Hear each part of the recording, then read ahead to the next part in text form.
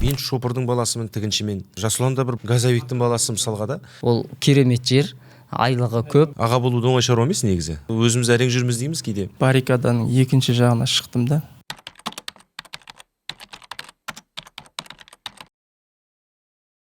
Ассалаумағалейкум баршаға. Эфирде Тимурдан инфо подкасты. Менің аты жөнім Тимур Бектұр. Біздің подкастымыздың негізгі мақсаты жалпы қазір арпалысқан қоғамда технологиялық дамулардың кезінде қоғамымыз немесе өңіріміз қай бағытта, қай салада қалай қарай дамыған дұрыс. Адами капитал дамытуымыз үшін біз не істеуіміз керек? Әрбір өңіріміздің тұрғыны немесе еліміздің азаматы Қазақстанның жалпы ішкі өніміне, экономикасына, жалпы дамуына қандай үлес қоса алады? Осы сияқты бірнеше сұрақтарға жауап беру үшін осы студияда әртүрлі саланың мамандары мен соның кәсіби жетекшілерін, лидерлерін шақырып сұхбат құратын боламыз.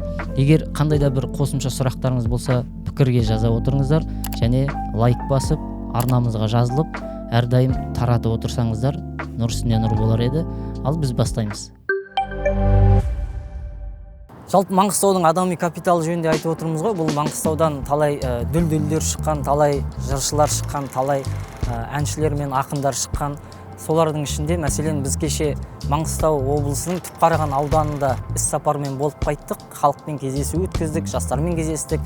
Сол кезде Мұрын жырау Сеңгірбайұлы деген атақты жыраудың үйінде, музей үйінде қонақта болып, оның өткен кеткен тарихымен таныстық. Сөйтсек, ол кісі сонау соғыс жылдарының өзінде Қырымның 40 батырын 6 ай бойы жырлап отырып, Алматыда жатып, Ноғайлының және осы қазақ халқының, қазақ елінің, Алаштың біраз жырын жеткізіп кеткен екен. Сол сияқты біз қазір міне Жаңаөзен қаласының орталығында жүрміз. Бұл Жаңаөзен қаласы өздеріңізге белгілі, мұнай және газымен танымал.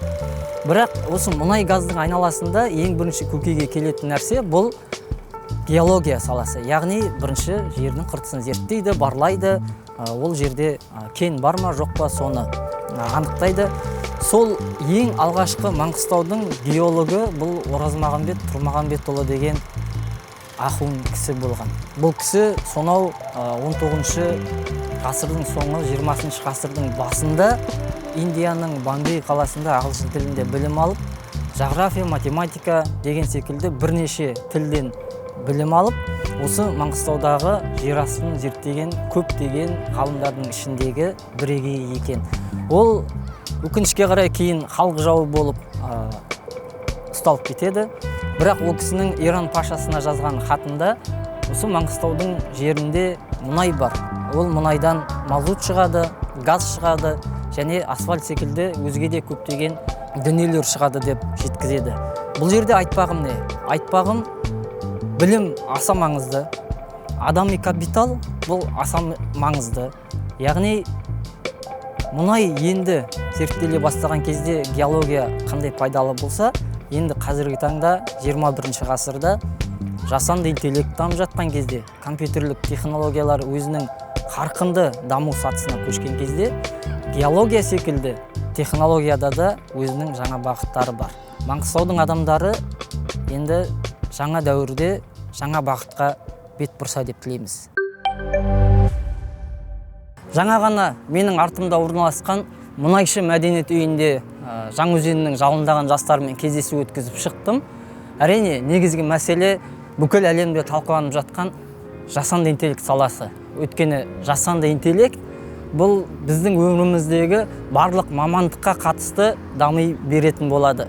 Сондықтан да қазірден бастап болашақтың мамандарын дайындау үшін осы сала қандай өзгеріс әкеліп жатыр, қандай мамандықтардың түрін ашады және қандай индустриядан қаражат пайда табуға болады, сол жөнінде айта түсуіміз қажет. Жасұлан, Бекзат, бүгінгі подкастқа қош келдіңіздер. Өте қуаныштымын өздеріңізді тағы да осындай ортада көріп отырғаныма. Біз енді негізгі әңгімеміз сол адами капитал жөнінде, оның ішінде өзіміздің өңіріміздің майлы қиянның адами капиталын қалай дамытуға болады, біздің жастарымызды қазіргі мынау күнде өзгеріске еніп жатқан 4-ші өндірістік революциялық кезең дейміз. Осыған біз қалай дайындаламыз? сіздер енді шетелде оқып келдіңіздер, болашақ бойынша магистратура бітірдіңіздер. Бір шет жерде жүргенде бір ойға алған түйіндеріңіз болды ма? Осындай бір тәжірибені шіркін-ай бізде де енгізсек деген ойларыңыз болды ма? Соны ортаға салайық, еркін отырып өз пікірлеріңізді айта отырсаңыздар. Енді бірақ сұхбат бастамастан бұрын қысқа нұсқа таныстырып өтсеңіздер. Жасұлан, өзіңнен бастайық. Мен Жасұлан Майлыбай. Енді Маңғыстаудың азаматы. Жетібай кентінде дүниеге келдім. Жаңаөзенде өстім. Сол Жаңаөзенде 8-ші орта мектеп, сосын мектеп лицей болды жалғыз кезінде. Сол жерде білім алып, сосын Астанаға оқуға келіп, негізгі мамандығым журналистика.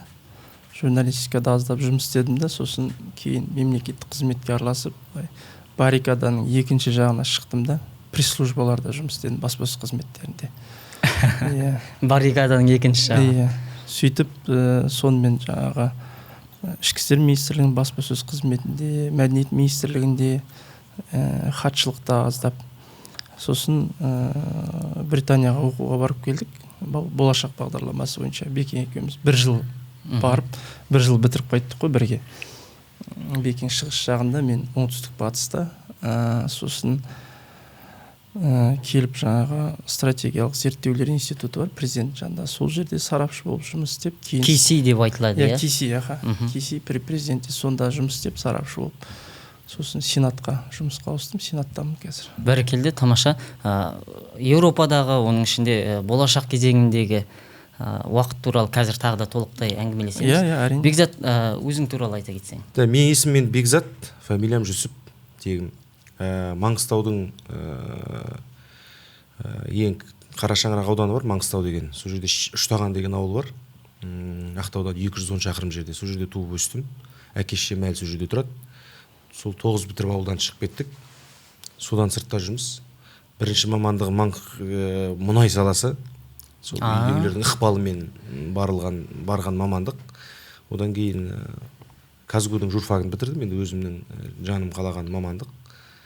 Сол салада сол оқып жүріп жұмыс жасадық. Телеарналарда облыстық, республикалық тәжірибе жинақтап. Кейін Астанаға, Алматыда жұмыс жасап жүрдік. Астанаға ауысып келдік.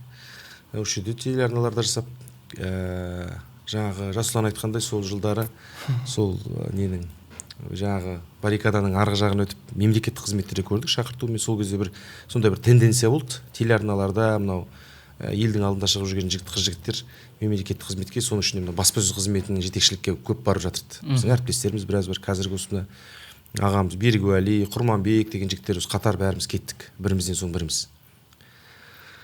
Сөйтіп Қызылордада әкімдікте жұмыс жасадық баспасөз қызметінде. Кейін осы айналамыздағы жігіттер, алдымыздағы ағаларымыз болашақтың қызығын көріп оқып жатқаннан кейін солардың айтуымен көріп, сол бәріміз де ұмтылдық. Әйтпесе ауылда ағылшын оқыған жоқпыз ғой ешқайсымыз.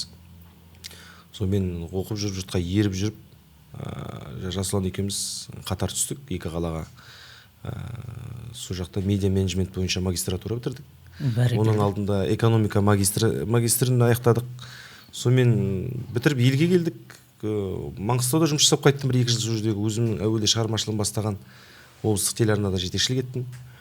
Одан қайтадан мемлекеттік қызметке жұмыс жасадық. Президент әкімшілігінде, үкіметтің канцеляриясында. Соңғы жұмыс орным Қазконтентте, иә? Өзім мамандығым бойынша. Сол былай айтқанда сол мемлекеттік квази сол екі ортада жүрміз. Сол жалпы медиа сол сала ғой енді. Түсінікті, бәрекелді. Екеуіңізден де өзіме бір ұқсастық тауып отырмын. Өйткені 8-ші мектепте оқығаныңды білмейді екем Жетібайда. Жоқ, Жаңаөзенде. Жаңаөзенде. Жетібайда мен тудым да 1-2 жасқа дейін сосын. Мен сол мен де Жетібайданмын ғой 8-ші мектеп. 3-3 мектепте ал сен сияқты мен де 9 бітіріп кетіп қалғам. Ақтауға дарынды бітіргенмін. Сол қызық болды. Сол кезде ана 9 бітіріп тезірек ер жеткім келіп колледжге түсем бе Иә, әлде иә, иә. 11 бітірем бе? мен Бекеңді біздер неге ғылыми жұмыс, олимпиада деген сияқты нелерге барамыз облысқа қаладан өтіп. Сол кезде Бекеңді бірінші анау неде көргем. Бекең мұнайда оқыдым деді ғой, политех. Сол политехтің негізгі несі болатын жүргізушісі. Бас жүргізушісі. Иә, бас жүргізушісі болады. концерттерден қалмайды. Бас микрофон. Иә. Сол барғанда сол политехтің общежитиясына жатқызады келген балаларды аудандардан қалады. Сосын енді политех өзіне алады ғой мәдени іс-шараларды. Сол кезде Бекең жүргізіп, Бекеңді бірінші рет танып сөйткенмін сол. Бәрекелді. Мына байқап отырған шығарсыздар, біздің төрімізде Маңғыстаудың әлеуетін ашу деген көрнекілік тұр. Жалпы біздің подкастымыздың да түпкі негізгі жаңағы маңызы дейміз бе, өзіміздің сол өңірдің әлеуетін қалай ашамыз? Яғни енді сіздер орта көрдіңіздер, осы республикалық деңгейде жүрсіздер, еліміздің бас қаласы Астанада деген секілді біраз адамдармен қызметтес болдыңыздар. Енді барлығымыздың басымызда бар жағдай, ауылдағы ағайын тумалардың бала шағасы немесе ағайын тумалар мектеп бітіргеннен кейін міндетті түрде қандай мамандық таңдаймын, қайда түсемін, кім боламын деген сұрақтармен бәлкім шығып қалатын шығар. Енді қазіргі алапат өзгерісті барлығымыз сезіп отырмыз, иә. Ол тек бір салада ғана емес, ол ауыл шаруашылықта да, медицинада да, тіпті мәселен мен өзім IT саласының маманымын. IT саласының маман көпшілігі ойлайды, ол IT саласы сол бұрынғы, ол керемет жер, айлығы көп, жаңағы барлығы сол жаққа оқуға түсіп жұмыс жасап жатыр, ешқандай өзгеріс жоқ деп. Иә, мен үнемі IT саласына шақырамын. Технологиялық дамудың келесі сатысына қазақ халқы да жармасып міну керек деп есептеймін. Бірақ өзгеріс біздің салада да бар. Өздеріңіз біліп жатырсыздар, қазір жасанды интеллект қалай дамып жатқан, иә. Яғни осы күні кеше ғана Google-дың бас директоры Сандар Пучай деген жігіттің сұхбаты шықты. Сөйтсе, TechCrunchқа шықты, қателеспесем. Сол кезде ол айтады, осы ойлап қараңыздар, 170 мың адам қызмет ететін әлемдік корпорация, иә, топ 3-тікке кіреді, қателеспесем. Капитализация жағынан. Иә, соңғы 2 жылда жазылған жаңа кодтарының 25% жасанды интеллект арқылы генерацияланған екен. Уже да. Қазірдің өзінде. Яғни 2022-нің қарашаның соңы желтоқсанның басында ChatGPT шықты. Ол жалпы бүкіл әлемге генератив жасанды интеллект таныстырды да. Оның ішінде код генерация бар. Мысалға, табиғи тіл деп айтады, мысалы қазақ тілінде сұрақ қоясыз, ол сізге код жазып береді. Осының дүмпуі IT саласына да келіп жатыр. Яғни өзгеріс керек барлық салаға. Енді осыны қаперге ала отырып, мәселен сол жаңағы сөзіміздің басында айтқандай, ауыл аймақтан, басқа жерден ағайын тумаларыңыз, іні қарындастарыңыз хабарласқан кезде мамандық таңдау бойынша, сала таңдау бойынша, немесе қайда барам, не оқимын, кім болам деген сұрақтарға қалай жауап беріп жүрсіздер, немесе қалай жауап берер едіңіздер? Жақында бір оқиға есіме түсіп отыр. Осы 9 бітіріп ауыл жақтан інім келді. Келетін болып бері қарай оқуға түсіп. Астана, сенің қасыңа барсын, сенің қасында жүрсін. Айтпаса енді ауылда оқу көп қой. Сосын енді келсін дейсің ғой, енді қолымыздан келгенше көмектесеміз енді. Аға болуды оңай шаруа емес негізі. Біреу жауапкершілік алу, өзіміз әрең жүрміз дейміз кейде. Жақсы, бірақ енді келем дегеннен кейін Астанаға келсін, ашылсын деп сөйтіп істедік қой. Енді Ақтауда колледж көп қой, айтпаса Маңғыстауда. Келді. Сосын енді мен ойладым, мына жаққа Маңғыстаудан келе жатқаннан кейін басқа бір мамандықтар таңдайтын шығар деп, енді сөйтіп не қараймын десек, мұнайға түсем дейді да. Сосын айтамын да, мұнай ауылда да бар ғой деп та, енді жаңағы басқа мамандық көрсем, жоқ, айналып келіп сол соған қардай әке-шешесі де өзі де соны ыңғайлайды да. Сосын енді біреудің таңдауына бәрі ықпал ете алмайсың ғой. Жайлап жұмсақтап айтып көресің. Бірақ айналып келіп сол неге түсті. Бірақ мен ойлаймын, жалпы бұл жерде көбінесе ата-ананың ықпалы да, әке-шешенің жалпы мамандық таңдаудың кезінде көру керек. Жаңа мен өз басымда өтті ғой, айттым ғой. 9 бітіріп, мен әйтпесе гуманитар адаммын. Өмірде демек қойын, 9 классқа дейін бүкіл жаңа абай оқуларына қатысып, белгілі ғой адам деген енді. математикадан да геометриядан да жақсы болдым, алгебрадан да. Бірақ тіл әдебиет жадыма жақын болды. Тіл әдебиет, жарысқа қатысып жүрмін, концерттер жүргізуші боламын, абай оқуларына қатысамын, аздап бір шатпақтап өлең шығаратынымыз бар сол балалық немен. Енді ата-ана, енді мен кінәламаймын, бірақ бағытын баланың айқындап білу керек қой деймін. Ол кезде 9 әлі біз ақыл тоқтатпаған баламыз 15-тегі. Мұнайға барғанымызды сол қалады, солай әйтеуір сол кетіп қалдық енді сол бағытында. Жоқ, сенің айналайын мынау бағытың былай ғой деп ешкім айтпады да. Бірақ кейін біз енді өзіміз тауып алдық. Мысалы мен мұнайда бір күн жұмыс жасаған жоқпын, сол жерде оқыдым, бірақ кейін сол радиоға жұмысқа тұрдық, солай әйтеуір жаңағы концерттерде Альянс студентов деген болды. Сол ұйымдарда өзіміз тауып алдық. А енді әркімнің жолы әртүрлі ғой. Сөйтіп баланың негізі бағытын анықтап, бұл жерде ата-ана шешім қабылдау керек шығар деп ойлаймын да. Бізде де бәрі енді жаңағы бала үлкен жігіт 13-те отау иесі деп айтқанмен де әлі ол мамандық таңдауға, оның үстіне мында региондағы, ауылдағы балаларға қазіргі мына недегі әлемде болып жатқан жаңалықтарды біз айтып отқан нәрсенің көбісін білмеуі мүмкін да. Иә, дұрыс айтасыз. Сондықтан соған бағыт беру керек шығар деп ойлаймын. Сол мамандықта. Сосын мен бір жылдар айтқанмын, негізі ауылдық жерлерді аралап, бір группа, топпен, осындай өздерің сияқты азаматтар, жігіттер бар, жаңағы шетелде оқып келген, басқа да әртүрлі мүмкін жаңағы бізде проблема қандай, мысалы қазір міне наркотикке қатысты нәрселер проблемалар қосылып жатыр, лудомания бар, діни мәселелер бар. Осыдан мықты елдің алдында жүрген, дұрыс жаңағы сөз өрмеген, дұрыс бағытта жүрген адамдарды алып мен группамен мысалға Маңғыстауда айтайық та, көп ауыл жоқ қой, біз өте аз біздің ауыл. Біздің Маңғыстауда Бесақ аудан. Иә, Бесақ аудан, әрқайсысында бір 10-15 ауылдан бір 100-ге жетпейді ауыл. Зырылдап аралап шығып, мына 10-11-дің 10-шы класс, 11-шы класс, 9-шы класстың балалар қыздарымен кездесіп, сол жерде әңгімелер айтылса, жойылып бара жатқан мамандықтарға қатысты, қазіргі мысалға кейбір жаңадан пайда болған мамандықтар, кейбір біздің менсінбей жүрген жаңағы бір мамандықтар, кейбір мамандықтардың жалақысы жоғары екенін көрсетіп дәлелдеп сондай бір кездесулер емен жарқын сондай өткізсе деген бір ойлар болған. Бірақ енді бұның бәрі әрине енді ешкім тегіннен тегін келмейді, қаражатқа тіреледі ғой, жол пұлы бар. Сонымен мен бір жылдар ұсынғанмын әкімшілікке, солай қалып қойды. Бұл жердегі жаңа айтқан бір 2 баланың бір ауылдан, бір 10 баланың мнениесін өзгертсе де, бұл жақсы да мамандық таңдауына, ойлануға деген сияқты. Менің ойымша өте жақсы ұсыныс айтып отырсың. Мәселен, енді осы подкасттың аясында айтылып қалды ғой. Бәлкім осыдан кейін тағы да бір жиналған кезде осы ауылдағы бас көтерген азамат жігіттер болып, жастар болып, бәлкім сондай бір турне жасап қайтармыз. Жасау керек деп ойлаймын. Бұл негізі мүмкіндігінше мысалға болашақта да мысалға көбісі ойлайды тек қана жаңағындай бай ауқатты министрлердің баласына арналған деген сияқты. Иә, ондай ой бар. Мен шопырдың баласымын, тігіншімен. Сонау ұштаған. Иә, ұштағаннан келіп, Жасұлан да бір байдың баласы емес, қарапайым бухгалтермен. Әкең кім болып істейді, Жасұлан? Газовиктің баласы мысалға да. Сол бұл жерде сондай түсінік қалыптасқанда. Менің әкем электрик мысалы. Иә.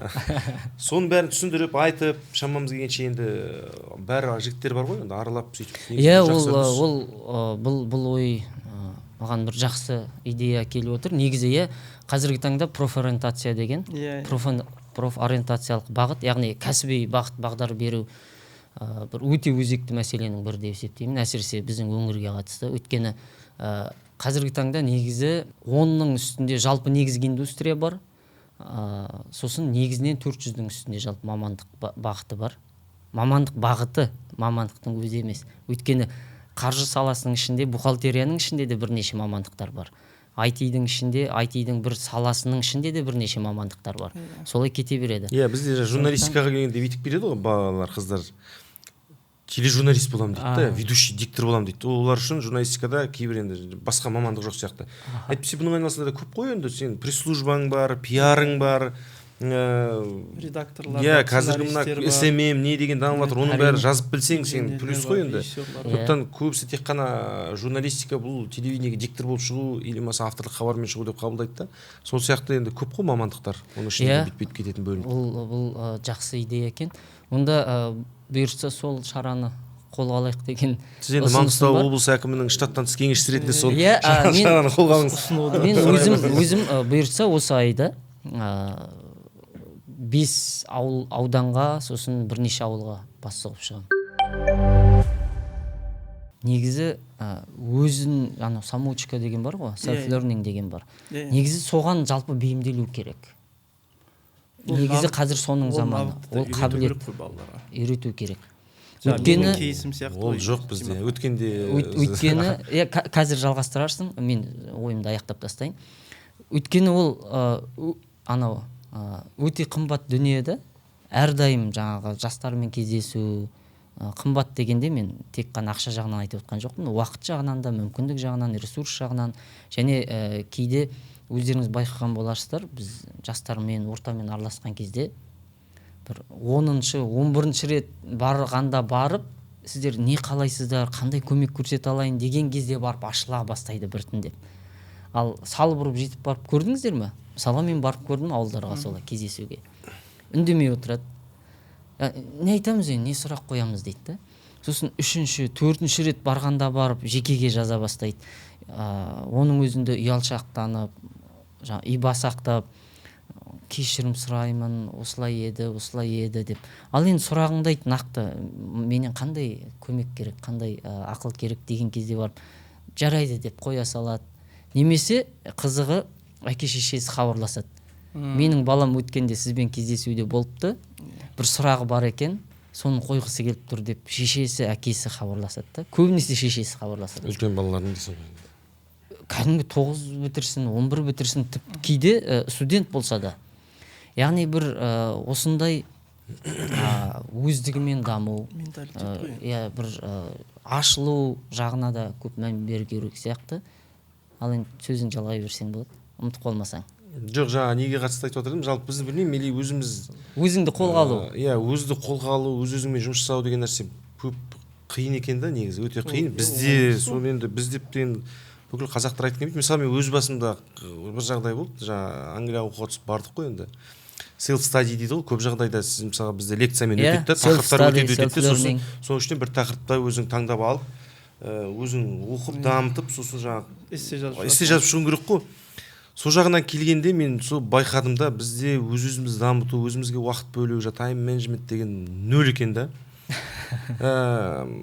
Өзің дамытуға келгенде бәрін ертеңге сырып қоя бересің да. Үйдің шаруасын ертеңге сырып қоя бересің деген сияқты бір шеге қағуды да. Сол кезде ойлап отырмын да өзім, бастығым мысалға да, өзімнің мынаны Бекзат мына кітапты таңға дейін оқып, маған ішінен мына бірдеңені алып кел, конспект алып кел десе, соны өлтіріл таңға дейін соны оқып бітіріп істейсің да. Біз өзің соны оқып өзіңнің даму үшін істемейсің, кейінге сұрай бересің да. Содан түсінгенім менің біз жалпы командный көбінесе солай үйреніп қаламыз ба, команда орындауға, тапсырма орындауға, бұйрықпен ғана қозғалуға сөйтіп үйреніп қалған екенбіз. Мен де өз басыма қатысты айтайын да, соған дейін. Өзің дамуын айтып, сен мысалға мықты кітапханаға келіп тұрсың, 24/7, барлық мүмкіндік бар. Жеке кабинет алып дайындаласың ба, душың тұр, кітапхана тұр, 24 сағат жұмыс істейді. Ана жерде намазханаң тұр, барып жатып ұйықтап. Барлық возможность бар. Соның өзіне келген кезде жаңа ысырып, дедлайнға соңғы күнге тақап, жаңағы қызылбұрыш қыстырылғанда ғана жүгіріп сөйтеміз да. Түсінгенім үшін біз сондай бұйрық команда орындауға мен өз басым енді солай не істедім. Сол 2 жылда мен өзімді әрең жеңдім да. Сол нені? Бірінші өз шаруамды бітіру, содан кейін бар кейін шаруа. Біреудің шаруасына қартай, біреудің өтінішіне қартай, сондай нәрсеге біз көп көңіл бөлеміз, біреудің көңіліне көп қараймыз да. Бұның ар жағында сол жаңағы бала күніміздегі сол нәрсе бар шығар, жаңа айтқан self learningнің жоқтығы, өз-өзімізден дамудың жоқтығы. Апайдың мынаны тек жаттап әкелесің, ертең мына жаттауды десе ғана жаттап келесің. Өздігіңмен ары қарай өздігіңмен кітап оқу не деген. Енді кітап оқудан жеген шығар, действительно бізде кітап оқу өте төмен, мысалға Жасұлан біледі ғой. Енді бізде жаңа сіз айтқандай IT-ді айта бергенде біз енді Англияны көп тілге аламыз, потому что өзіміз оқып көріп келген жеріміз болғаннан кейін. Мен балалар мектепте оқыды ғой енді. Кітапқа қатты мән беретін еді. Қатты жаңағындай соған ынталандырады да мектепте. 10 күнде 10 кітап оқу деген сияқты акциялар болады мысалға. Сосын айтады, бала өзінің кез келген таңдаған кітапханада енді балалар әдебиетінен енді самсап тұрудан проблема жоқ. 10 кітап оқисың, 10 кітапты оқысаң мынандай приз бар. Кинотеатрға билет, 2 күндік лагерь деген сияқты, жаңағы кемпинг. Сосын бала қайтеді, бір кітапты алады да, енді оның ішіне көбінесе енді сурет не ғой, енді карикатура жеңіл ғой, жаңағы Гарри Поттердің не сияқты. Алады да оқиды. Сосын апайын аппаратта мен мынандай кітап оқыдым дейді, апай әр жеріне сұрақ қояды кейіпкерлеріне қатысты. ол сонда қалай аяқталды, ана жерде бүйтті ма, қайтты ма? Егер сол сұрақтар жауап берсе, значит бала өтірік алдап тұрған жоқ, түсініп тұр, оқып кел. Сосын птичка қояды. Сөйтіп 10 кітапты оқығаннан кейін соны бала кәдімгідей үйге келеді, жаңағы жеңіске жетіп өзі бір табыс тапқандай да. Яғни осыны мен бір ғана мысалын айтып тұрмын. Осындай баланы кітап оқуға тәрбиелеу, жалпы кітап оқитын ұнатса ғой енді ағылшындар осындай. Президенттің де айтып жүрген сол ғой енді, кітап оқитын ұлт деген жаңағы. Осы жағынан да бізге негізі көп көңіл бөлу сияқты. Енді бұл жерде мектептегі мұғалімдердің, мектептің рөлі ерекше деп ойлаймын да. Англияда оқыдыңыздар, болашақпен магистратураны бітіріп келдіңіздер. Сол кезде бір шіркін-ай, осындай бір үздік үлгіні дейміз бе, тәжірибені дейміз бе, жастардың жаңағы даму стилін дейміз бе, менталитетін дейміз бе, бізге де әкелсе ғой, осындай бір үздік тәжірибені енгізсе ғой деген бір ойларыңыз болды ма?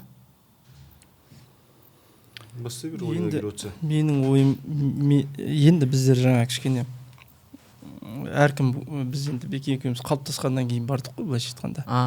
Иә. Сосын енді изучать етіп қарап жүресің ғой, мынау шынымен де мысалы бұл қоғамның мықтылығы неде деген сияқты.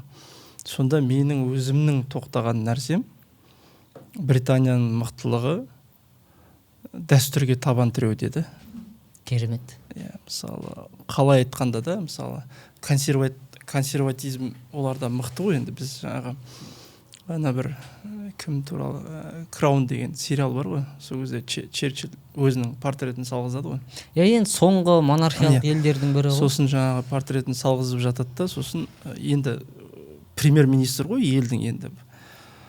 Сосын бір суретшіні шақырып таныстырады да, жаңағы мынау біздің ағылшын осындай деген сияқты жаңағы модернизмнің жарқын өкілі дейді да, жаңағы ағылшынды да, суретші. Дейді да ана кісі. Қалай ол? Онда ағылшын емес ол дейді да. Ағылшын болса ол консерватор болады дейді. Міндетті түрде. Иә, міндетті түрде. Оларда сол жаңа айтқандай бір базалық, мысалы біздер кейде ойлап тұрады ғой, мысалы азған басқа бірдеңе деген сияқты бір батыс туралы сондай көзқарас бар ғой кейде. Оларда мысалы дәстүр сол өзінің дәстүрі ғой. То есть бізден ерекшеленетін болғасын бізге ол кейде томпақ болып көрініп тұруы мүмкін да, мысалы. Бірақ қарасаңыз парламенттегі ритуалдар, анау королевский семьяға қатысты бәрі ол дәстүр ғой, былайша айтқанда. Соны 1 сағат, 2 сағат ерінбей жасап, былай кейде бізде айтып жатады ғой, осы не керегі бар екен, осы дәстүрдің, осы да бір тозығы жетті ғой деп та. Жоқ. Соған сүйеніп, ерінбей 2 сағат, 3 сағат соның бәрін жасап, сөйтеді да. Және содан дәстүр деген не ол? Дәстүр деген компромисс қой. Өмір сүрудің қоғамдық қалыптасқан бір ережесі ғой. Мысалы, шелпек пісіру мүмкін, сәлем салу мүмкін деген сияқты ғой. Ол деген ғасырлар бойы қалыптасатын нәрсе ғой. Яғни сол қоғам оны дұрыс деп тапқан қағидалар да. Ал қоғам дұрыс деп тапқан келіскен қағидалардың саны көп болған кезде қоғамның біртұтастығы жақсы болады да. Және ол белгілі бір мысалы миссияларды орындауға, оны жұмылдыруға өте жақсы да. Ал давайте жігіттер мынаны істеп сияқты. Мысалы біз өзіміз көзқарасымыз бір болып тұрса, мысалы Тимаханың подкастына барып қайтайық деп бәріміз жиналып барып қайтамыз. Енді миссия мысалы міндет тез орындалады да. Сол сияқты негізінде бізде енді мысалы біз мысалы көп нәрсеге қараймыз ғой, жаңа Европада былай екен, анау былай екен, мынау былай екен деген сияқты да. Бірақ кейде өзімізді ұлт ретінде сақтап қалған бастауларды, қағидаларды ұмытып кетіп жатамыз да. Соған кері қайтуымыз керек. Мысалы ол нәрсе қазір біз өзіміз дәстүр деген ол мысалы біздің қазір өзіміз жүруімізде, тұруымызда мәдениет бүкіл нәрсе сол ғой. Бұл нәрсе бүгінге дейін келсе ол тегін емес та. То есть ол өмір сүруге белгілі бір ықпалы бар нәрсе және ол актуальный нәрсе да. Сондықтан кез келген ұлт өзіне, то есть қарама-қайшы келмеу керек қой. Мысалы біреу айтады, біреу айтуы мүмкін, мысалы мынау бізде сондай обсуждениелер бар ғой, мысалы шелпек дұрыс дейді, біреу дұрыс емес дейді да, мысалы. А уже қоғам содан мысалы әртүрлі жаңағыдай нелер болады ғой, жаңағы разногласие болады да, уже сен қоғамды бір мақсатқа мысалы біріктіре алмау мүмкін да. Ал мысалы қоғам жаңағыдай негізгі өзінің былай основаларын ұстанып, былайша айтқанда алға жүрсе, белгілі бір қағидаларды, қалған нәрсе мысалы жаңа IT болсын басқа инструментарий ретінде соған бекітіле береді да, мысалы. Ол жай тек үстінен келіп қосылады. Мысалы қарайсың да британдықтар өте консервативный да, мысалы сотқа қолданбайды. Олар әлі күнге дейін почтаны қатты қатты пайдаланады Иә. да, мысалы кәдімгідей қағазбен жазады, Иә. оқушылардың өзі бір-біріне кейбір сезімдерін бүйтіп қағазбен білдіреді. Олар мейл бар ғой, мысалы көшеде тұрады, салып жібереді, бір ай жүреді, почта жәшігі. кайфует от этого да. То есть бір айдан кейін барады, ой сен бүйтіпсің ғой, бүйтіп. То есть сондай нәрсе да, сен өзіңді сақтаған нәрселерді сақтасаң, және оған мысалы Лондонда айтып отқан, мысалы бір қалып қойды дейін десең, мысалы Лондон ең технологичный қалалардың бірі да, мысалы камера ең көп деген сияқты да, сен уже айта алмайсың да, дәстүр сені артқа тартады деп айта алмайсың да. Сондықтан менің ойымша демек дәстүрімізді ұмытпауымыз қажет. Бірінші очередьте, бірінші кезекте сен өзіңді, то есть өзіңе өзің қарсы шықпауың керек қой. Жаңа фрустрация болмау керек қой іште. Сен мысалы ойлану үшін де, жүру үшін де. Сондықтан сол дәстүрді сақтаған адам негізі жаңаны тез қабылдайды. Керемет. Керемет сөз. Ал бізде енді әртүрлі жағдай болғаннан кейін біздер енді кішкене әртүрлі тарихи тәжірибеден өттік қой. Мысалы Европада мысалы жаңағы индивидуализм, ол мысалы мен Британияны зерттедім ғой, көрдім, мысалы оларда индивидуализм тарихы бір 6-5 ғасырлардан да. Сол кейін бүйтіп келіп, былайша айтқанда заңға айналып деген сияқты күнделікті тұрмыс солай келген ғой. Ал бізде сәл өзгеше ғой, енді біз әртүрлі тарихи тәжірибелерде сондай өзге өттік та, сондықтан бізде кішкене бәрі шашараңқы болуы мүмкін да. Бірақ сол бастауға қайту, оны жаңаша жаңарту, соның негізінде барып жаңа дүниені игеру негізі оңайырақ соғар еді. Негізі өте салмақты ой тастадың, мен сені тыңдап отырып ойланып кетіппін. Яғни біз бірінші сол өзіміздің тінімізді, өзегімізді тауып алсақ, соған бекінсек, мен осындай екенмін ғой, мен ата-бабам осындай болыпты деп, сосын барып жаңаларды ал енді не істеймін деген кезде соның үстіне жаңа технологиясы бола ма, басқасы бола ма, соны бағыттау керек. Ол әлемнің логикасы, дәстүрден басталады, мысалы бандадан, топтан басталып, тайпаға өтіп, мемлекетке өтеді сияқты логикалар ғой оның бәрі. Бұл енді адами капитал деген кезде сол адамның өзегі, сол өзінің әке-шешесінің үйелмен деген сөзге қолданбай кетті. Үйелмен деген негіз община, яғни мәселен біздің өңіріміздің ұстанымы қандай болса, содан бірақ енді соны біз қалай дамыту жағынан бағыт қоя аламыз. Қысқаша қосып кетейін. Енді барлығы енді тек ол жақта керемет деп не істей беруге болмайды, бірақ жаңа айтқан бізге енді көңілімізге ұнаған нәрселерді айтып жатырық қой. Олардың да кемшіліктері бар, олардың да ұнамайтын тұстары бар деген сияқты. Жаңағыдан бөлек маған бір не істеген, Жасұлан екеуміз енді кейде өзіміз арада әңгіме болғанда, дискуссия болғанда айтамыз. Бұл ағылшындардың бір несі, жақсысы дүниесі деп есептеймін мен. Бұлар көп нәрсені ережеге салып тастағанда, ешкім произвольный еш нәрсені бүйтіп бұзып алып кете алмайды да. Мысалға жаңа тамақ ішудің өзінің бір ережесі бар. Қонаққа барасың ғой ағылшындардың үйіне. Дәстүр қалыптасқан. Міне мысалға тамақ ішу дәстүрі бар. Ережеге айналған. Тамақ әкеледі, тамақ жейсің. Тамақпен қосып суды бермейді. Мына жалпы тағамдану ғылымда да бар ғой. Сұйықпен қоюды араластырмау керек бірден. Дұрыс тамақтану. Дұрыс тамақтану несінде. Отырасың, бір жарты сағат әңгіме айтасың, альбомын көрсетеді, анау деген сияқты өздері жаңағы дайындалып қояды соған. Жарты сағаттан кейін шай береді или кофе. Сосын біздер шай бергеннен кейін тәтті күтеміз ғой бүйтіп, қасында торт жоқ. Оны бермейді, араластырмайды. Себебі сұйықпен тағы нені араластырмайды. Десерт бөлек. Десерт жайды шай ішесің, тағы бір нәрсе ойын бір нәрсе ұйымдастырып қояды, бір жарты сағаттан кейін десерт отдельный десерт береді. Оны жаңағы мороженое сияқты қасықпен жейсің де кетесің.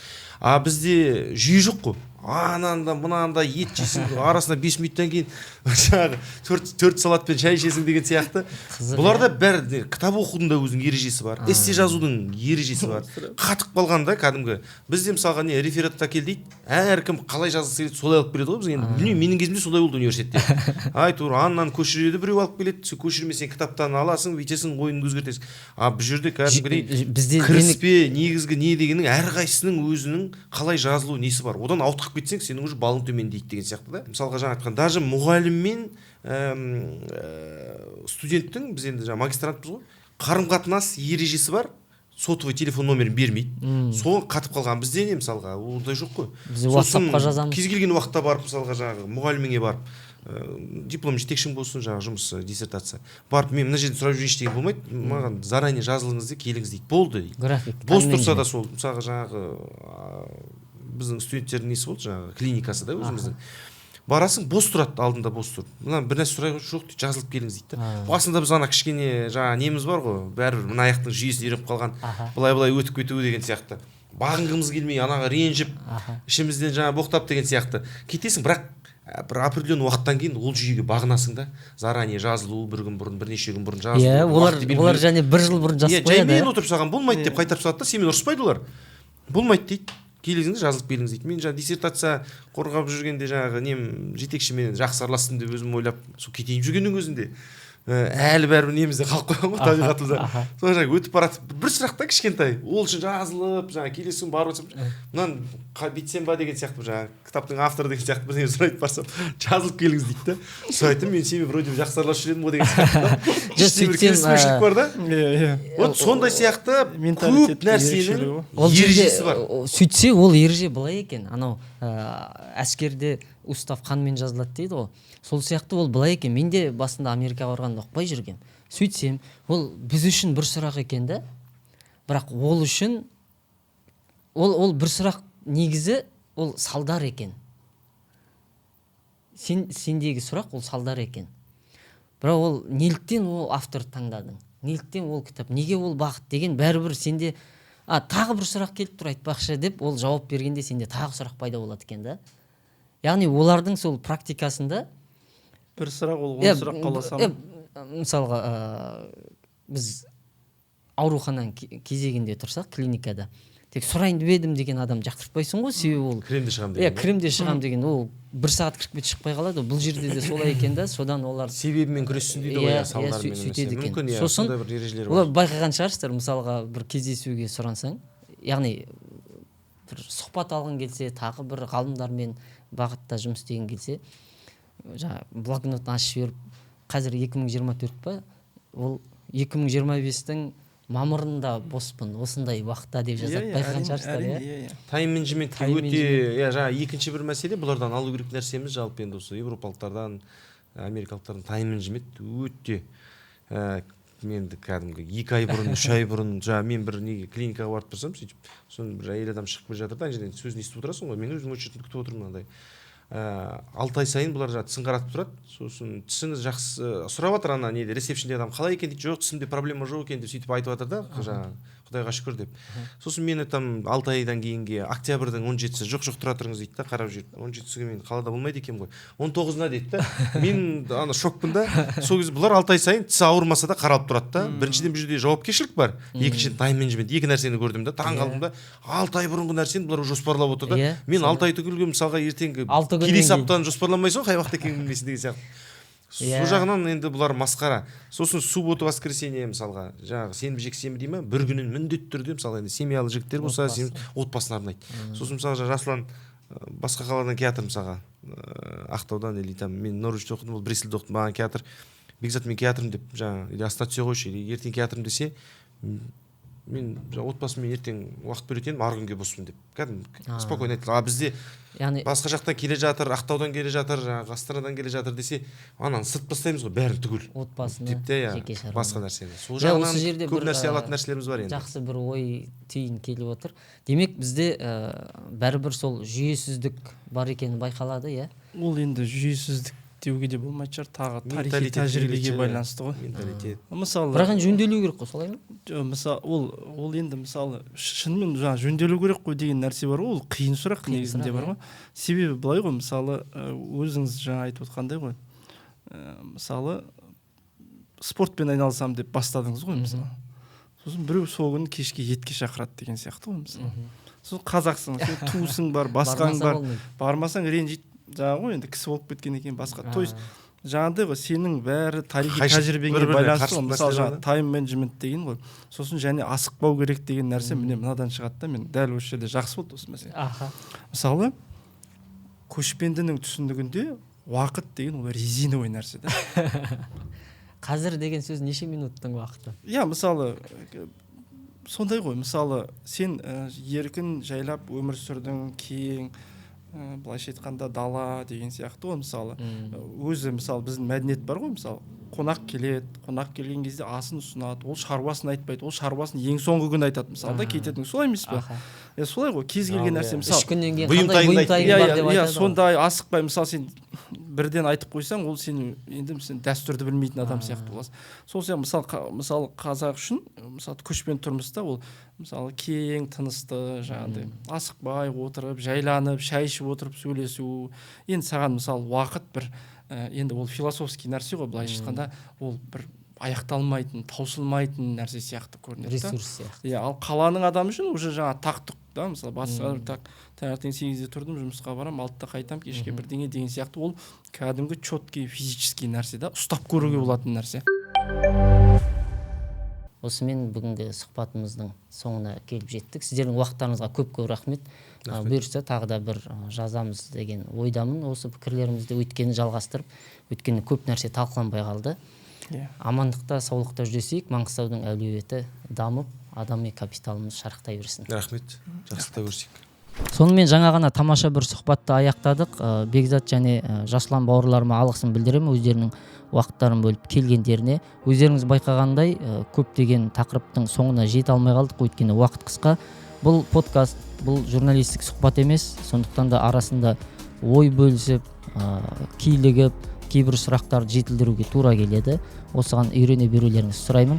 Егер қызықты бір қандай да бір Маңғыстаудың ішіндегі ерекше тұлғалар болса, пікірге жаза кетіңіздер, осы кісіден сұхбат алыңыздаршы деп. Немесе қосымша бір өздеріңіздің көкейлеріңізде жүрген сұрақтар болса, оны да жаза кетсеңіздер болады. Өйткені сұхбат барысында сол сұрақты қойып, талқылап, ой өрісін дамыту үшін әдеттегідей комментарий жазыңыздар, лайк басыңыздар, арнамызға жазылыңыздар және әрдайым таратып жүріңіздер.